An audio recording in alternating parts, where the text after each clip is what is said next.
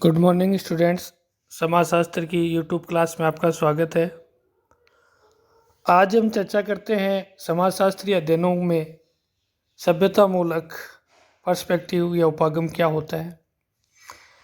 Professor N के बोस के इसके बारे में क्या विचार थे आदि के बारे में चर्चा करते हैं। एन के बोस एक रेडिकल मानवशास्त्री थे जिनके लिए सामाजिक पुनर्निर्माण समाजशास्त्रीय सिद्धांतों के निर्माण से अधिक महत्वपूर्ण था। वे मानवीय मूल्यों में विश्वास करते थे एवं गांधीवादी विचारधारा से प्रभावित थे। बोस ने मानवशास्त्र के क्षेत्र तथा संस्कृति के अवधारणा में मौलिक योगदान दिया। इनका स्वतंत्रता संग्राम में भी काफ़ी योगदान रहा। विदेशी शासक से देश को मुक्त कराने के लिए इन्होंने स्वतंत्रता संग्राम में बढ़ चढ़कर हिस्सा लिया और जेल की यातनाएं भी सहन की। उन्होंने सर्वप्रथम उड़ीसा में जूंग जनजातियों में अपना प्रथम क्षेत्रीय शोध कार्य किया। इस आधार पर बोस यह समझ पाए कि जनजातीय लोग किन तरीकों से हिंदू जाति व्यवस्था पर आधारित समाज में आत्मसात हो रहे हैं। अपने जीवन के प्रारंभिक वर्षों में ही बोस ने सामाजिक प्रघटनाओं एवं सांस्कृतिक विशेषताओं के अध्ययन में अपना एक उपागम विकसित कर लिया था। उनकी मान्यता थी कि वास्तविक क्षेत्र कार्य के लिए कोई पूर्व निर्धारित निश्चित तरीके नहीं हो सकते। उनकी यह मान्यता थी कि सभी प्रकार की संभावित समस्याओं के लिए हल के लिए कोई सामान्य पद्धति या उपागम नहीं हो सकता। उन्होंने सावधानीपूर्वक अवलोकन पर विशेष जोर दिया। बोस अपने अध्ययनों में रूढ़िवादी प्रवृत्ति को लेकर नहीं चले। उनकी दयनीय स्थिति में जीवन जी रहे जनजातीय और कमज़ोर वर्ग के लोगों को पूरा न्याय दिलाने का प्रयास था। बोस ने अपने अध्ययन के आधार पर बताया कि जनजातीय लोगों की शक्ति संरचना उनके आर्थिक जीवन की तुलना में बहुत अधिक तेजी से बदल रही है। भारतीय समाज को सही परिप्रेक्ष्य में समझने हेतु बोस सभ्यता उपागम पर विशेष जोर देते हैं। उन्होंने समाज के संदर्भ में संस्कृति के अध्ययन में विशेष रुचि दिखाई। उनकी मान्यता थी कि समय समय पर सभ्यता और संस्कृति में होने वाले परिवर्तनों के आधार पर ही भारतीय समाज व्यवस्था को सही परिप्रेक्ष्य में समझा जा सकता है। एन के बोस ने कलकत्ता विश्वविद्यालय से शिक्षा प्राप्त कर इसी विश्वविद्यालय में मानवशास्त्र के व्याख्याता के रूप में शिक्षण कार्य प्रारंभ किया। आपका समाजशास्त्र और मानवशास्त्र के विकास में महत्वपूर्ण योगदान रहा है। निर्मल कुमार बोस पर गांधी जी के सिद्धांतों का बहुत प्रभाव पड़ा।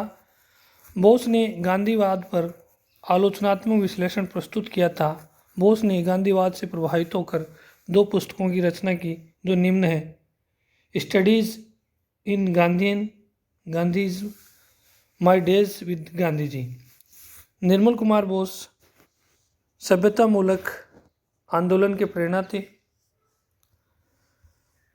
और आपने भारतीय समाज और संस्कृति का गहनता से अध्ययन किया।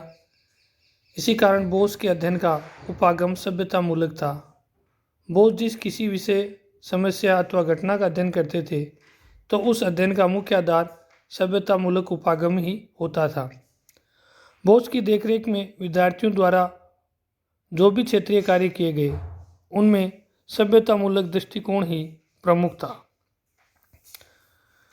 भारतीय समाज के अध्ययन में बोस ने संस्कृति के महत्व को स्पष्ट दर्शाया है और इसी से संबंधित अपनी एक पुस्तक culture and society in India भी प्रकाशित करवाई।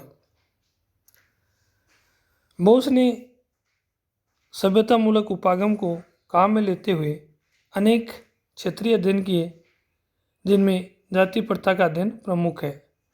इन्होंने अपने अध्ययन को पुस्तक के रूप में प्रस्तुत किया जिसे बाद में आंद्रे बेती ने अंग्रेजी में अनुवाद the structure of Hindu society के रूप में प्रस्तुत किया। बोस ने कई विषयों पर अपने विचार प्रस्तुत किए।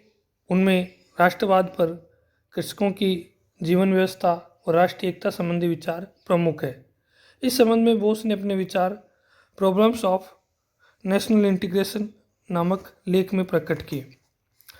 बोस मूलतः एक मानवशास्त्री व समाजशास्त्री थे। वे सच्चे देशभक्त, स्वतंत्रता आंदोलन में उन्होंने जेल यात्रा की। मानवशास्त्र में महत्वपूर्ण रुचि के कारण आप 3 वर्ष तक भारत सरकार के अनुसूचित जाति जनजाति आयुक्त भी रहे।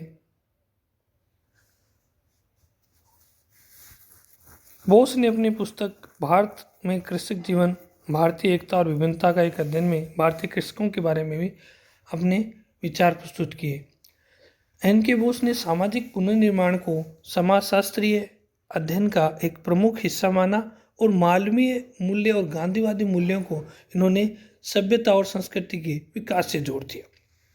इनका स्वतंत्रता संग्राम में भी बहुत बड़ा योगदान था और इसके लिए वो कई बार जेल भी गए थे।